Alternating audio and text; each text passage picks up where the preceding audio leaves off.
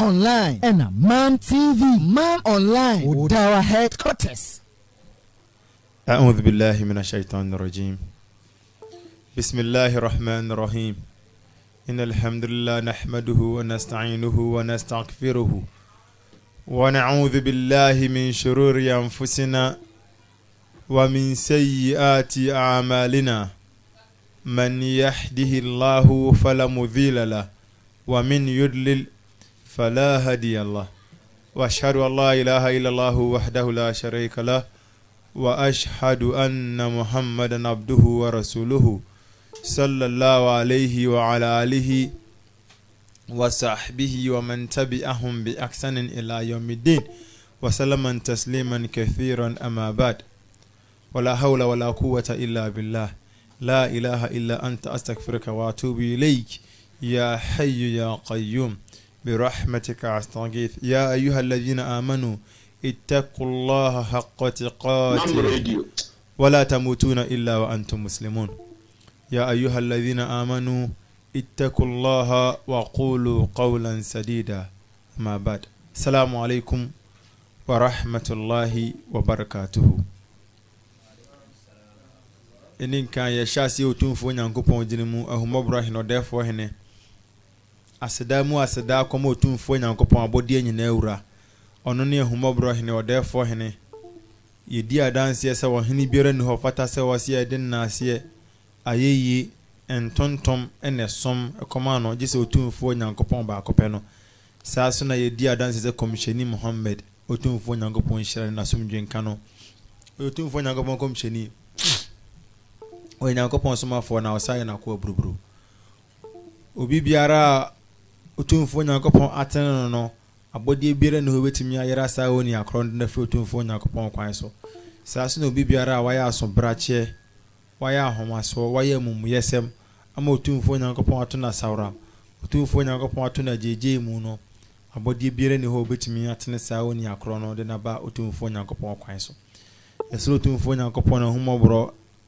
ni shira na somdwede ma komshefo nyine fi ina na Adam penso alayhi salatu wassalam ibesi enkomsheni Muhammad sallallahu alayhi wasallam wonu mafifo wonu mahokanfo ne wonu machidifo ne yene yetieti a wonu manama wachi kwapem dan kwama atimoda yesre Allah subhanahu wa ta'ala hunu yamobo na onkan momu kiyama inshallah yehwe programa yedu so eye programa yatu ne din nyamesempa eye nyamesempa last week no yetoka ye ne adhan but the previous week ne so no ye kasafa o ye hwan na mesosome ye hwan but before then na ye treaty series be episodes be and then inshallah ye pese to aso which is the signs of kiyama and I say the end of the world, signs of the hour, major and minor sangoma we ahwefo ni atiefo be kaya sangoma we na yesu ade efrim inshallah na sese no ba bia ye dru no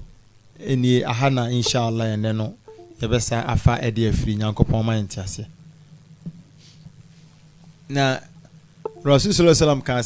se ewie bre ne be ko awie ya anas emre ne be ko awie se ewie bre ne ben a yebehunu se amanfo be chia wono mo a omunim omonkoa na eno no ena ngoma na chirim se Allah may he be glorified and exalted has prescribed the salutation of peace to be a sign of love and friendship among the people. I say ono no tumfo nyankopon ni din ho ntie ede enchia a eye asumdwe nchia ede amaye se ne ebeye nsen na ho efa odo ne enamfofamu ede amanipa. The young should greet the old, say ketwa enchia pani. The rich should greet the poor. Saso na usikeni nchia ohiani saso na eye obi a wanyini so no wonchia ketwa saso na obi so ahia no so no wonchia usikeni meaning se nchia no ye ni se asomasi wei na sese ochia we chenchena wei na sese ochia we nemum no bi achia obi eyi inshallah. Greetings should be given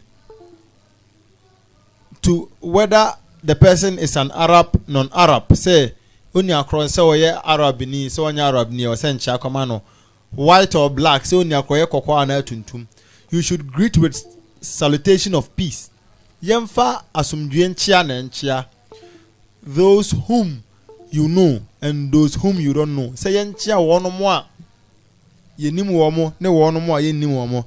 Etie form fan cheme ya se ne no bekasa no e wo form kakra. Say mfuturu a nansan koso me wi ase afanan na se de kata kakra bi de abre ni nyina no ka nyankopon ne nsenkyere ne ho bi Allah onye ni mfamaye enti e wasa o chia obi so unim no se unnim no na emom no Rasul sallallahu alaihi wasallam kan say you will not enter paradise untimi ngoro so ahemam until you believe e just ogidie just oji otumfo nyankopon asem ni di sane Islam no ye di gidie iman ene de so otumfo nyankopon no I say and you will not believe until you love one another. I say so na untimi njini e just odo like modo moho na no a o si honom no e na o kire say shall I not tell you of something which if you do me kiram o say ehu ehia ese me kiram bibi asa de kro no say wo ya you will love one another. Say we ya ebe mama dom homo. I say spread the greetings of peace among yourself. Say yen Sunday anase yen chia ya ho asumdwe nchia. Yen chia ya ho yen fa asumdwe nchia yen fa nchia ya ho inshallah. Na sa asumdwe nchia no ene ye ka say assalamu alaikum. Otumfo nyankopon asumdwe nkan wa rahmatullah na humobro wa barakatuhu eni ni shira ntino otumfo nyankopon onye ni yemfamaye hadith we no yenya free sahih muslim. One of the signs of the hour is that a man will only greet those whom he knows. Na obechia amanfo a wonimu mpe ama emema na enipa bechia amanfo wonimu mpe, and he will forgo greeting those whom he does not know. Now wachia onchia wono mo a wonimu wo mo te sesesiye no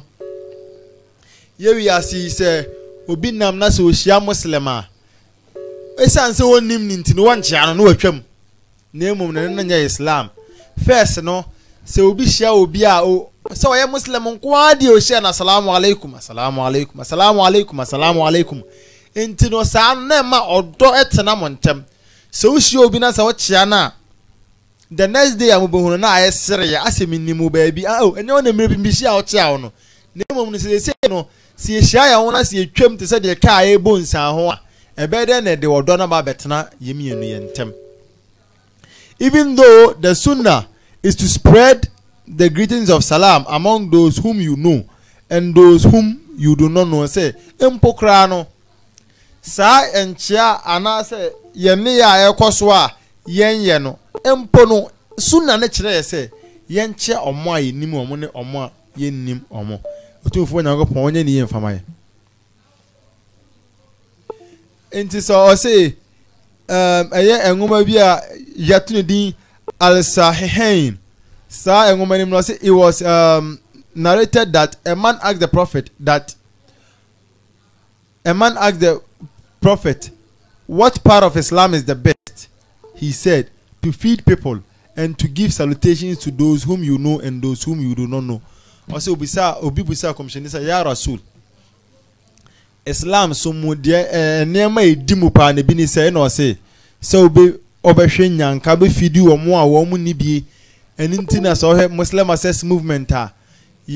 your sister group bi anase your part of your body bi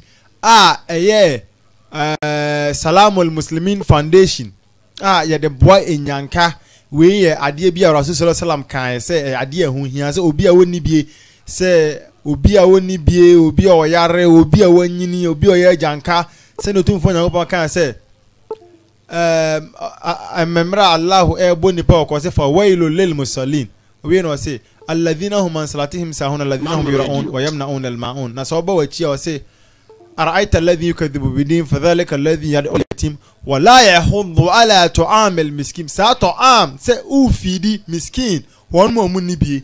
se enipa no waye ohiani se onipa no waye okunani onipa no waye janka onipa no waye sebi o yarefo bi we no ye dwumadi se ye de boa wo mo nyankopon wonye ni mfamaye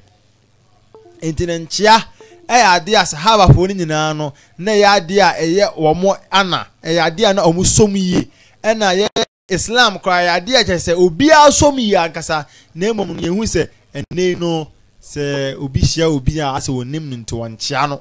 ne saa ne ma no nyina no na obi on nye free wanchia no ne nyina ye signs of the day of judgment Allahu wo hu ne mbo na onye ni mfamaye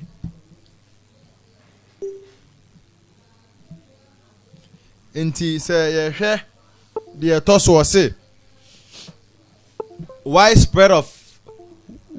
of trade say enyuma be doso na enyuma na be doso no the woman say woman taking part in business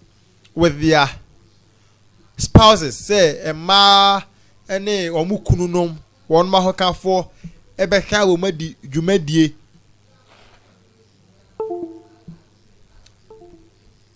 domination by some traders of the market. So we say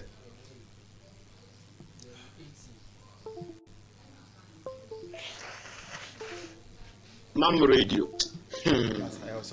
Wallahi, Al-Jannah to Firdaus is our limit, inshallah. Amen.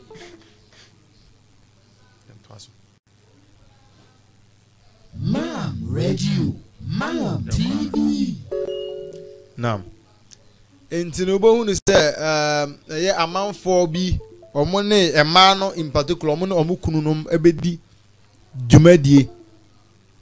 na bo hunu say omo beka bom na omo ewo edwom ne niamaniama na omo edi dwuma we ya ade bi anenka kanetete no nenka ni ho saa na emom no sesei na ya ade wi ababa ye spread ye hunu say koso ankasa ewo wi ase komcheni say mra ye be hunu saa na ma we no ye hunu say ewe ye bre no nsenkyere ne na bia enti no yenya hadith bi free Amir bin Tabligh ehonom no say the messenger of Allah sallallahu alaihi wasallam said among the signs of the hour is that wealth and trade will become abundant, ignorance will prevail. I say it's in a hona ebe say we ebre na eba ne say wealth yedie ebe buso ebe ba na dwumadie adwuma so no eso bete atese saa so na ignorant amafo mu eti bonkoso so be doso. A man will try to conduct a transaction but will say bema bi nipa bi best yes o kodi dwumadie bi adwa bi no obeka say no, not until I obtain permission from the merchant of such and such tribe. So obeka say there bi o say minya permission akwanya efiri asomasi we honom, and you will not and you will look among a great tribe for someone who can write and not find anyone. Or say now the behwehwe mu amanfo bi hu dwumadie bi mu say behwehwe tribes mu in terms say ye di dwumadie bi ne epe amanfo bi a nka omubetumi atwero wonu betumi atwero efiri sa abusuanim no na so no na yenya bi na akwakoye boachi bidin Allah wonye ni information concerning the verse of the prophet say base ye kan commission sallallahu alaihi wasallam na asem na si ye hwe na asem na o say a man will get involved in a transaction but will say ye hwe hadith ni biu say obohunu say be ma bi be ko dwumadie bi mu no aka say obeka say sa asem obeka no not until I get permission from the merchant of such and such tribe. Say, kopem say menya akwanya every asomasi we ho asomasi ana obenten ho no mansa no. Sa asem no ena engoma na kire mu say they may be understood as meaning they may be understood as meaning that prominent businessmen who may have capital or are agents appointed to import or export certain products may have control over the market and will control prices. So when you say a basi yedi jumadi bia obi ono no owo control owo to me wo edwadie ne so say on na won nema bebrebe Ghana ha kra example say ohwe ye petrol ye ya petrol ye tonwi omo to me wo dwumadie ne so omo na de prices ne ba ankasa na eno no say atwam say so the smaller businessmen will not be able to dispose their goods except with their permission. No say sebasa na omo anka omo eye dwumadie ana omo di dwuma bia dwumadie na wo fom no omo ni sika esom wo esopa na anka omo de be say dwumadie no je say omo ko hwehwe say asomasi we or de sa ne niam na je say ansa no so timi abaji meaning say indirectly no o seek permission regarding the senior onya akro no esi ton no ansa na ono no watimi aton ne de na anyesa obeboka anasa anyesa ne de ne begu ho apro ana onya mafo bi mane nto obema ne bo na kosoro ntia nyankopon nya ni mfamai na yesa hwa I say it may also mean that when selling I say enu betumi a kire say anasa betumi a kire say o ton ade a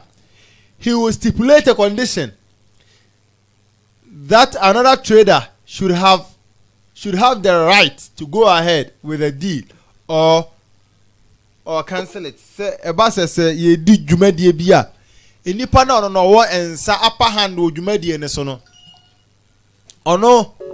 or the ensese bi beto ho se ne ebe ya bo unu say obi antimi medi sa dwumadie no eje say ono a ono no onim dwumadie nimu anase wadi dwumadie ne kan no je se ono no nsesa ya odi agu honom no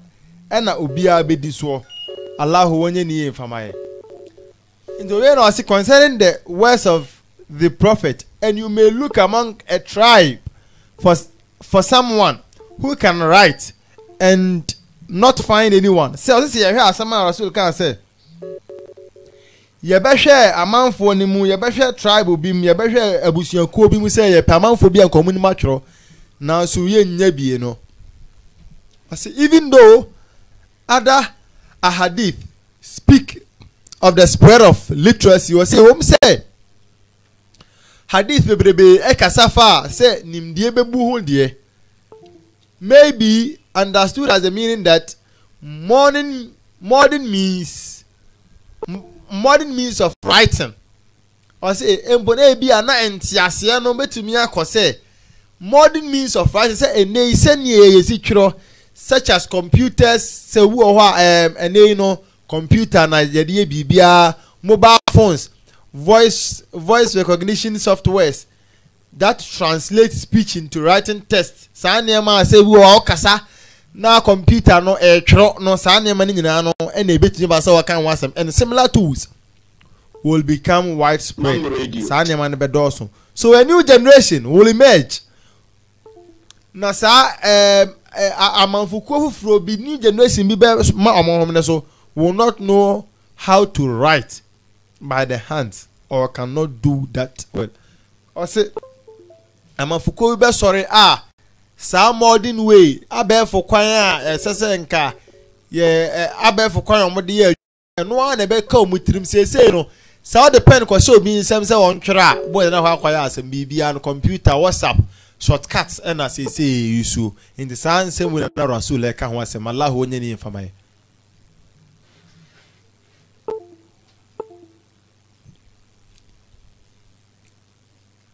entino same way na Rasul eka ho asem de kire ye and ebi was perhaps what is meant by writing or literacy here is referring to one who will write a business contract. Say eka amanfo a omunima twero ananim de ebetime ma say omo twero dwumadie ho enkrata asem contract de to ono being versed in the guidelines and rulings of buying and selling. Say omo a omunim de fa adeton say obeto ana obeton Islam kwan so ankasa. So he will write contracts between people for the sake of Allah. Intino sa de krono obi obetwero contract for the sake of Allah. Obi obetwero niam to ho say otumfo nyankopon nti, not hoping for any payment. Na sa manfo mo beye ne nkomo ye nyankopon nti no ye nya sa manfo ni bi. Allah onye ni yemfamai. In the way no say false testimony. Amanfo be dia dan si krumu ankasa. False testimony occurs when a person tells lies in his testimony against others. Or says yekasa dansi krumu a adansi krumu ni se obi di adansi obi a enya no kre e di etie ni nua, so he testifies that one person has a right against another. Obi di adansi krumu no me ehun se obi wotumi e wo ba akone so firstly and mendaciously. So but who say obeka no and atromu ene ase tumi yemu kwati kwan bi so inshallah nyankopon nye ni fama. This is one of the major signs. I say na we ye ensem bia ensan na ho bia ano ana ensan na ho akase ni bi Allah ho hu yambo no nye ni fama.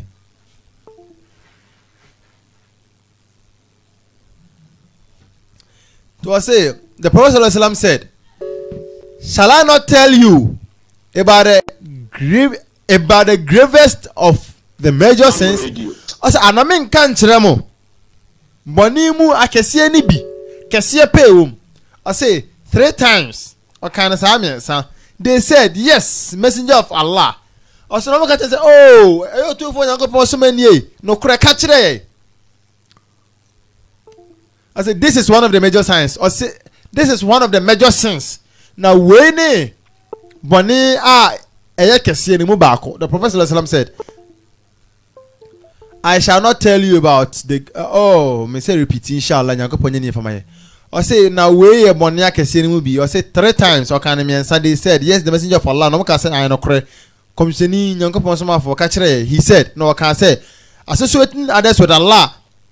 saudi bibi bata otumfo nyankopon ho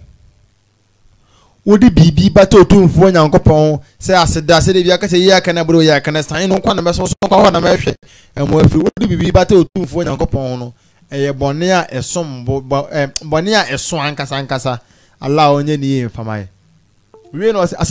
disobedience towards parents na de etoso no emumuyesem anase yani etranton efa ya awofo yembu ono mo. And then he sat up and they said and he had, as he had been reclining and said, giving false testimony. So be a word dear dancy krumu, meaning so be a word dear dancy krumu no I idea be a hunu ye I idea be a no I idea be any quantity did grokra. It's an idea friend is dance krumu come say no salam or can say ni nyina no oduru we so e no so retena see meaning say Muslim bi wo ho ayebinyan on fa bibi mata otumfo nyankopon ho no kre obebu na wofo no kre na ewom no obedi dance krumu sa di we very common very easy say obi be so obedi dance krumu di amane maame ne papa na wofo ni nuanom ne namfo bi nom dwumadie bi sika bi nti kotikwan bi nti no odi dance krumu no comme seni Muhammad sallallahu alayhi wa sallam o se sa de we ade be koso nyankopon wo hunu yembo na ommo ye ho ban fa free sa ne man nyina ho ndisi ye hwa otumfo nyankopon kan no surat al-imran o se o kire ye se amanfo bi a omoton no kore no e de pesika ketwa bi omoton no kore asem no kore no omo de pesika ketwa bi sa amanfo no otumfo nyankopon ese ne nome ankasa ewo one almost war Surah Al-Imran Quran chapter 3 no verse 77 inshallah nyakopon nye for my ena saa sem we asoso no yesa nya no sa asem we aso yesa nya no Sahih Muslim mu ase Abu Umama yenya free Abu Umama ho he narrated that Okachere said the messenger of Allah sallallahu alaihi wasallam said yeah otumfo nyankopon somani e kan say whosoever observes the worth of a Muslim by means of his oath say obi a obe malam observe so can say observe say or de na no e bo ho ban ase or bona no ho ba something like that by means of an oath and or by means of his oath say or de all can tam afasade no no Allah will decree hell for him and will forbid him paradise say esan say oh no e so nim kasa enti no wo kasa no wo kasa e de efura manfo ani e de anya obi edie ewo eyi ne ho nti no say wo di pay edie wo di yisika bi afro bi esika mu enti no sa oni akro no sa wo kantam ade yi dibi efiri obi edie mu wo de pesika bi firi obi ehona mu a anasa obi adwuma mu a otumfo nyankopon ode jahannam ebeye wade soa na obebọ ho ban kra afiri ba bi efe ne say janna a man said to him no obi ka kire ne say even if it is something small obi ka oh na say bibi ketu abi a the messenger of Allah said na commissioning Muhammad nyankopon soma for ne kan say even if it is a twig from an arak tree was impono say ne man ketua bi a ewo edua ho ketua bi mpo a saa de no eya ade bi a ehunu eya ade bi a ano edene ankasa nti na wese se ye twe ye ho ede efiri ho na ko hu ye mobo no nya ni mfamai enti no ye free ha ye next one ne withholding true testimony the edi kan ne say ye can false testimony na ye be withholding second one so ye withholding true testimony enti no the be say asembisa bi aba ahoma ne so a asembisa bi ama ho a ne ye de yedwumadie no ato aso inshallah na ko ponya ni mfama ye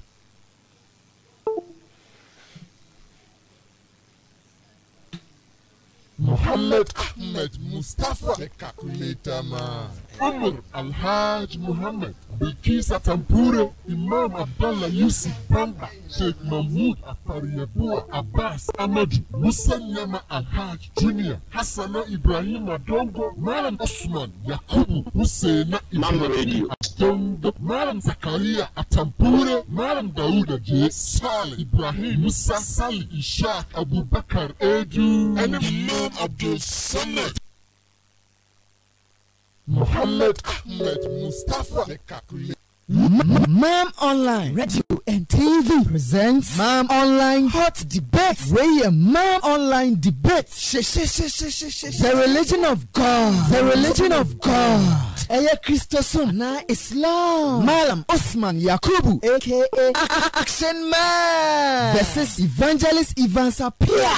Basso live 22nd December 2017 7 p.m. sharp GMT. Inshallah. The best streaming live video our Facebook and YouTube. Ubetinyati our Mam Radio. Search it. Net download the apps our Google Play Store. Mam Radio, Mam Online and Mam TV. Mam Online with our headquarters. Mam Radio, Mam TV. Mam Radio.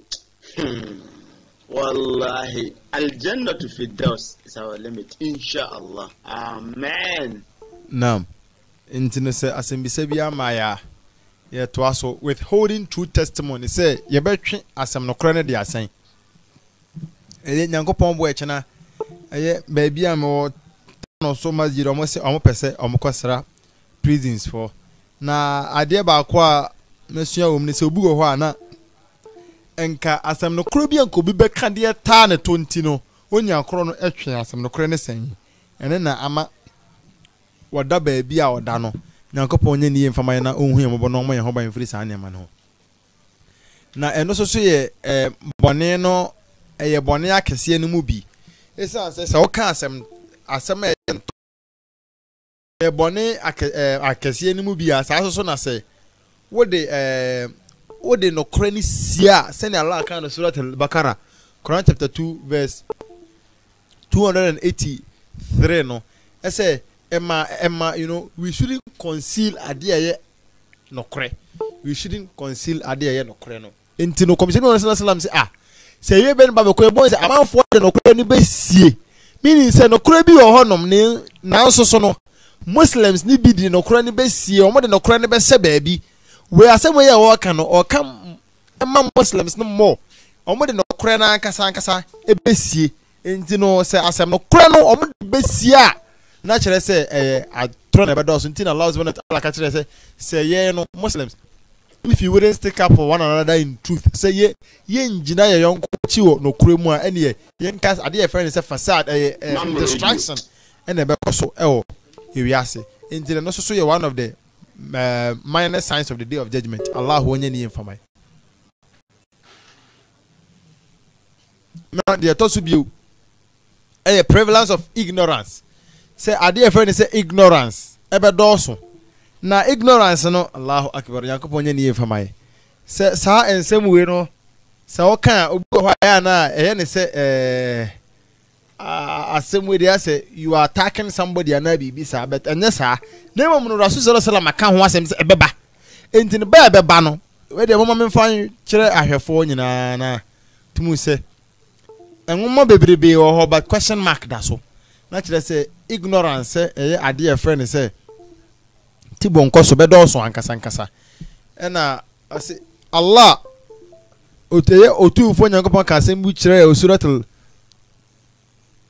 Toha o ka asem bu kire say okay verse 114 na me sure inshallah verse 114 no o say emra annabi Musa alayhi salatu wassalam o kasa chotu fi nyankopon say ya Allah ma nimdie increase me in knowledge nyankopon emma na nimdie wo hunu enti na de efe ni say nimdie na ya de ahu hia enti na de bia no ye miankasa me admi Umar de bia o say ye de nimdie ene so motumfo nyankopon no kore Allah say tarifuni Allah ka chotu commission sallallahu alaihi wasallam on kan kira manfo no authentic hadith say tarifuni hunume kabula ta'buduni ansa na wasome na Allah ka se hunume no knowledge asem na woka. If you are ignorant concerning Allah sa tarifuni no untimi hunu Allah se ne otie na pede na shede ni samu ne manema Allah e kire no hunu enti tumfo na ka say ye hunu na ansa na yasom no ni nyina yenimde ti so hwe commission sallallahu alaihi wasallam emra wahi ne ba ne so na o se ikra ya Muhammad kenkan nimdie na ode hye nimu enti ade e friend say nimdie no ade a ehu hia nkasa otumfo nyankopon nya ni mfamai. Thus the prophet condemned ignorance and said commissioner sallallahu alaihi wasallam oboti bonko suguye ade e friend say ignorant ade e friend say omunimde ne mum omu say omunim no commissioner sallallahu alaihi wasallam ebotuguye no kan say Allah hates the one who is rude. Nyankopon empe obi a woye ahomaso who shouts in the marketplace say dwomo tiatiamu we clear evidence obo ne say okọ edwomo sesie won asofofo gina ho na mo tiatiamu rude omo muade obi wo hokwa no makase tia no Nyankopon so mpesa anema no who is a rotten corpse by night and works like a donkey by day. Say omo ayete say efunu a wa pro anajo nemo mo awiade omo ye adwuma gidigidi say efunu ponko sa na say no oye hunu edu anajo a na ono no begina ho kasa bebrebe edu anyumre na okwa anapa no asaba anyumre no da ho say efunu a opro nemo edu awia na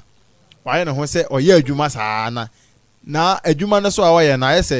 donkey a oye adwuma ono amu no nyamfa so bi amfiri so. Knowledgeable in worldly matters. Ye be wiase mu niema a wonim de ankasa wo mu. Se ye kasa ye mfa buku nto a aresha so betumi a kire niema up and down. Bibia and ignorant of matters of the hereafter. Nemo mu dan kwa matemu ada de. Omo ye very very ignorant. Omo nim ho hwe. Sa manfo no commission Muhammad sallallahu alaihi wasallam say Nyankopon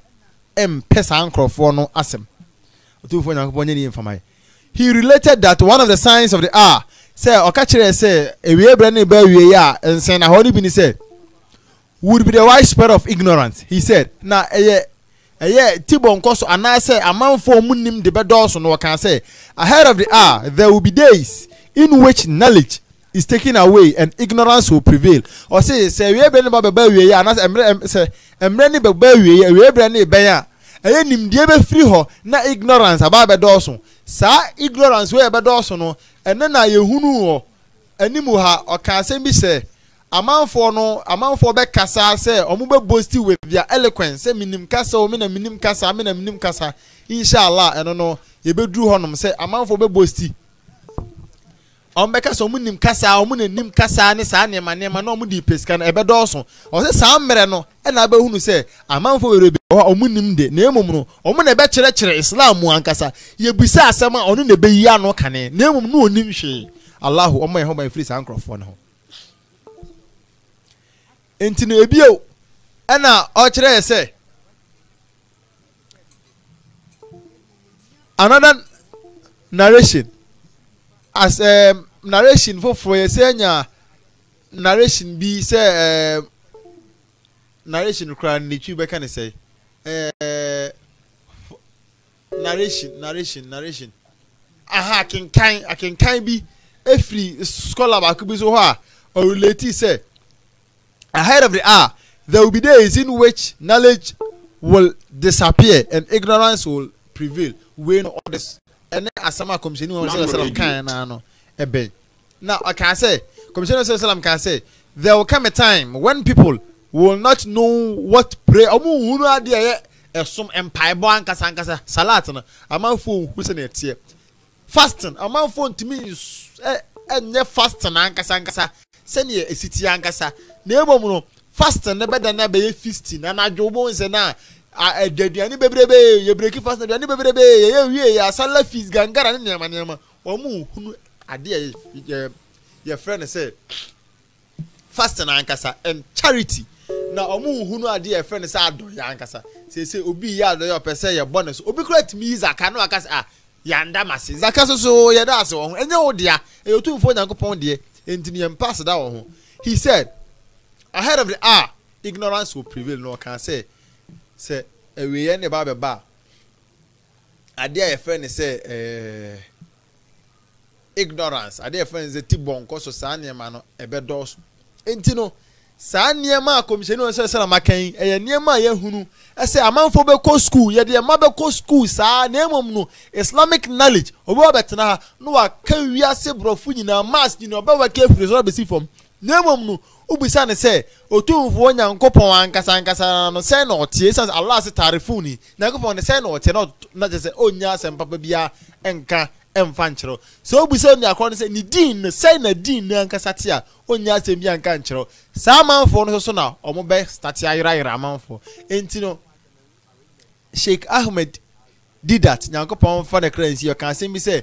the worst enemy of Islam say obi o ye Muslim ni and as Islam etan for ankasa or say the ignorant Muslim ni a wonni ma de won sua de who's ignorant leads him to intolerance ade na wonnim ne bon wa bon no ebe mana kwakoye enema bi eye amumuyesem na se obi hwe na the person will say that is Islam obi hwe na beka say we ye Islam esu Allah onye ne yemfa no onhu yembo enti no malam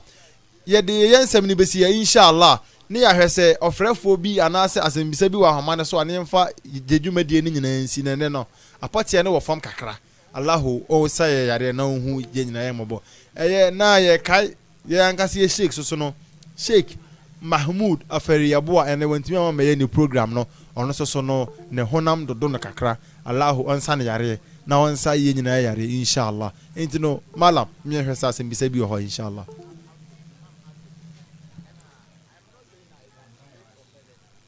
yahwe asembisa bi enya maaye asembisa bi enya ahomane so sene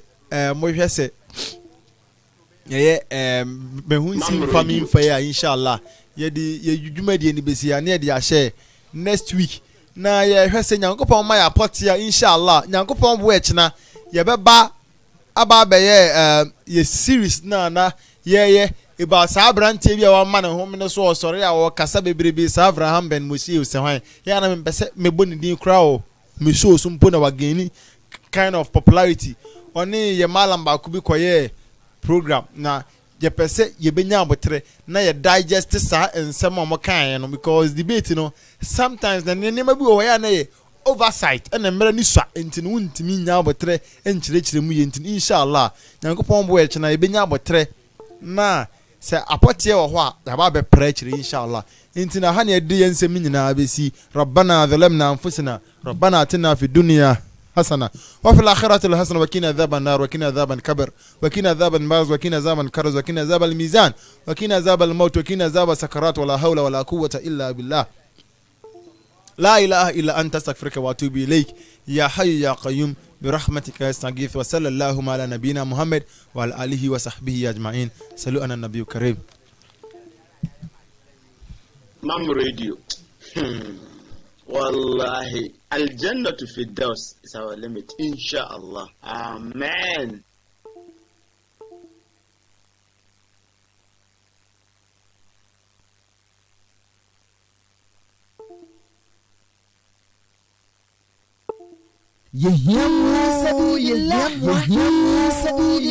Mom Online.